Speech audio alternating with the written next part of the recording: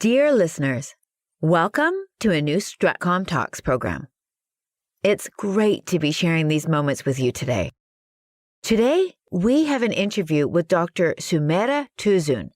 She teaches at the Research Information System Department in Marmara University, Faculty of Communication, Public Relations and Publicity. Hello, and welcome to our program, Ms. Sümeyra. It is so good to have you here. We are going to discuss social crisis communication today with our guest. Thank you for hosting me on this program. It's a pleasure to be here for me. We are really glad you accepted to join our program. As we experience, unexpected things can happen. What is the importance of communication when crises appear for all administrative systems? How prepared are we for it? First of all, crisis appears when they are not expected. When a crisis appears, the systemic completeness of organizations will lose their integrity. And this leads to unbalanced situations. The origin of crisis concept comes from ancient Greek, and it refers to make decisions which are better or worse in a critical state. Crisis means that there is something out of plan, away from our vision. That is why crises cause worries, confusions, uncertainty, fears, and feelings carrying to chaos. Yes, all the negative outcomes appear. In this atmosphere, there are two sides. At one side, problem solvers stand, and at the other side, there are people who look for solutions. That is one reason why communication is very important during crisis. Negative feelings and panics are some kind of infectious. And if they remain unsolved, then another crisis probably gonna appear. This another problem, in other words, crisis, is about legitimacy. People expect to be solved their problems by authorities. An authority indicates some kind of abilities that people put their faith on. If an authority doesn't satisfy people's expectations, the legitimacy of that authority will probably fade away. Thus, every crisis is a matter of communication to offer solutions for crisis and to prevent losing legitimacy by this way. I understand. So why communication is so important? In this question, we talk about for all administrative systems. It is better to mention about what we should understand by saying administrative systems. Administrative systems have a lot of subsystems serving organizations' objectives. These subsystems should have a network to work harmonized and make organizations' objectives realized.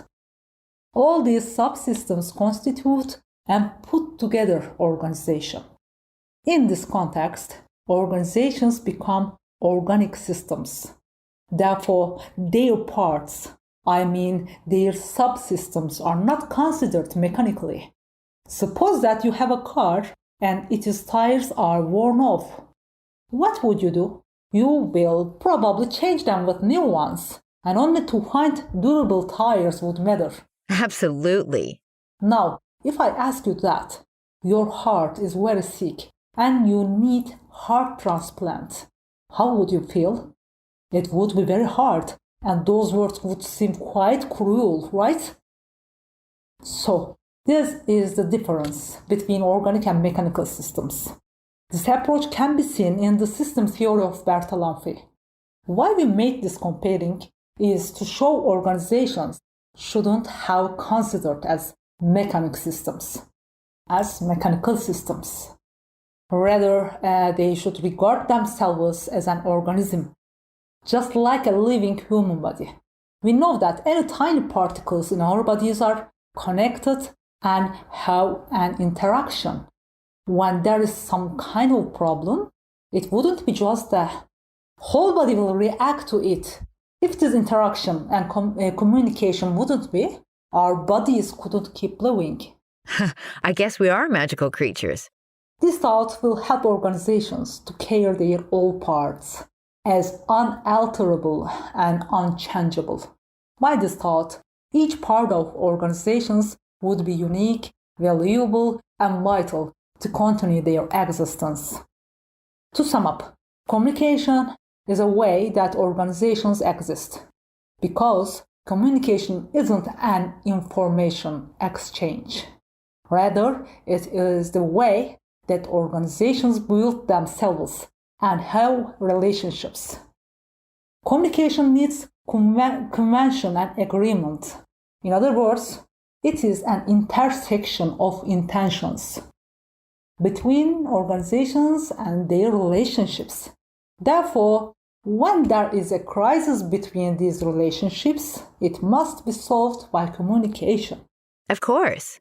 We know that crisis often comes unexpectedly. So how can we achieve successful results in crisis management? To follow some directions, I believe, crisis can be managed successfully. First, organizations should have a wide variety of potential crisis scenarios. This tells us that we should plan crises before we face with them. The more we have potential crisis scenarios, the better we solve them. This approach is called proactive crisis management in literature. Second, to reach exact information is very important. There are numerous rumors around that make info pollution. This info pollution deepen and make complicated the crisis. Therefore, to reach and disseminate the exact information of the crisis both inside and outside the organization is crucial. This exact information should make rumors invalid and ineffective anymore. When disseminate the information to large masses, the organization should choose one person. This person should have some qualifications, such as using language rhetorically, seeming calm and trustworthy, and being persuasive. Then in every organization, should a person that they train also train to control the crisis? Moreover, to accept the crisis is better than deny it. Crises are inevitable in life. And what's important is to direct them in a way that they don't threaten us anymore. Beyond that, crisis can be turned into opportunities. Accepting crisis needs to more actions depending on the situations. Sometimes apologizing seems true, while sometimes finding the main reason why the crisis is happened and solve them. There are lots of strategies to get into the act wisely. Also, whatever is done technically to solve problems is about crisis management and how you want them to be perceived is crisis communication. In this context, crisis management includes the effort of solving problems by offering solution plans and finding new balances in a chaos and unbalanced atmosphere. It is so crucial to act quickly and wisely during those times. A successful crisis management depends on an effective crisis communication. Thus, crises are overcome by taking precautions and making adjustments technically and communicating with people. To communicate with people, organizations should identify and choose the best media tools. These tools should make organizations heard at the right time and place. In this digital age, organizations should use their social media accounts effectively as well. Especially these accounts allow organizations to interact one-on-one with their target audiences and gain their supports. By this interaction, organizations could turn crises into opportunities. If there is something that organizations should compensate, it has to be done. Yes, if they can do that. This is very important because people do not care just your words and promises. They also want to see some action to believe that organization is sincere and diligent to make things right and good. No one wants to see an organization that is blaming someone for the crisis. That is why blaming, anger, aggressive attitudes will harm the organizations. Besides that, organizations should carry their positive messages to people and make them believe that everything is going to be better. Actions speak louder than words, right? As we have seen, crises have three parts. One is pre-crisis period, planning before crisis. Second is during crisis period that we experience the crisis. And last is post-crisis period that needs more plans, more evaluations, and more effort not to face with the same crisis.